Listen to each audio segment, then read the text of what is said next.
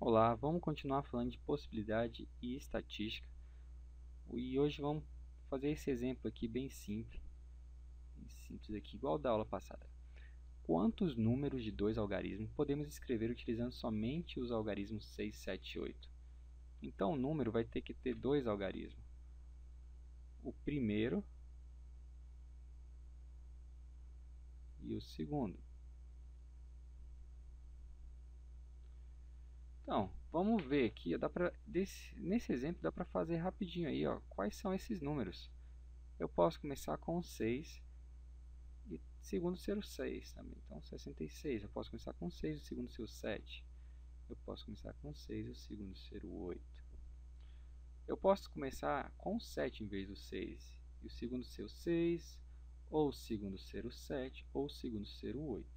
E eu posso começar com o 8. O segundo ser 6, o segundo ser 7 e o segundo ser o próprio 8. Então, dessa maneira, a gente consegue visualizar rápido aí, quais são essas possibilidades e assim contar.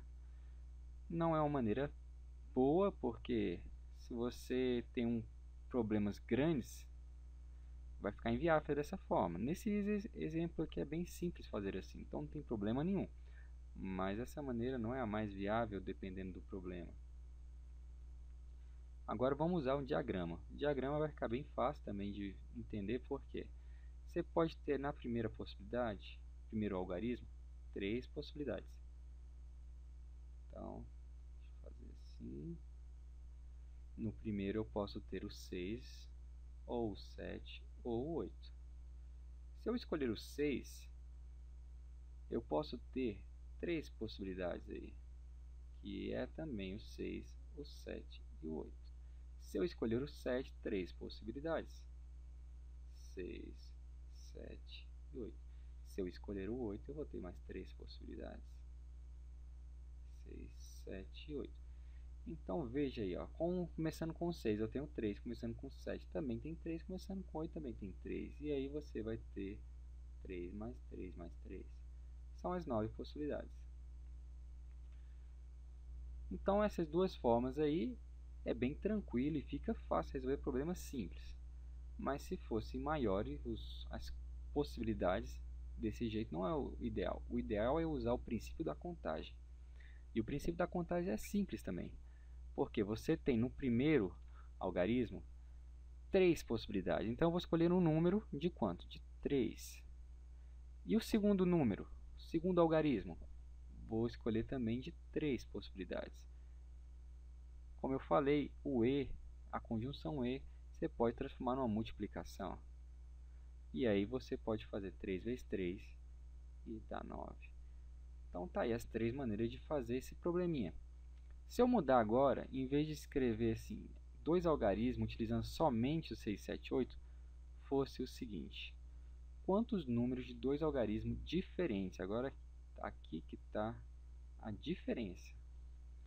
Por quê?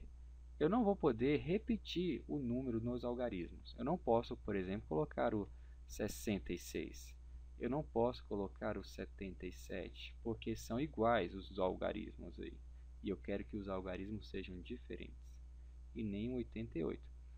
Então fica fácil, já que você fez o primeiro lá, que eram todas as possibilidades, tirar agora o que tem algarismo diferente fica fácil. Eu tinha 9 possibilidades, menos 3, então a resposta será 6. Como é que a gente faz no diagrama?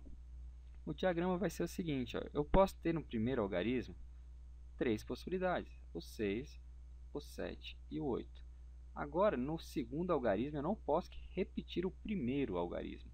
Então, eu não posso repetir o 6 no primeiro algarismo. Então, vai ser o 7 e o 8. Isso porque eu escolhi o 6. Se eu escolher o 7, eu não posso repeti-lo. Então, pode ser o 6 ou o 8. E se eu escolher o 8, eu não posso repetir o 8. Então, pode ser só o quê? O 6 e o 7.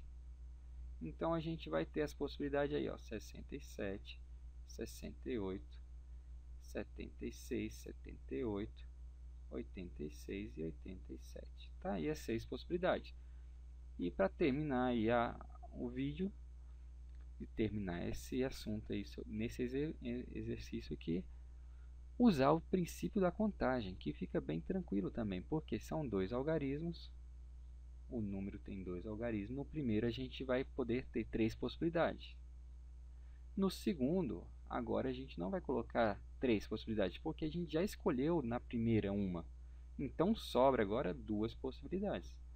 E é só multiplicar. 3 vezes 2, 6. E aí está a nossa resposta usando o princípio da contagem. E é isso. Até o próximo vídeo. Tchau!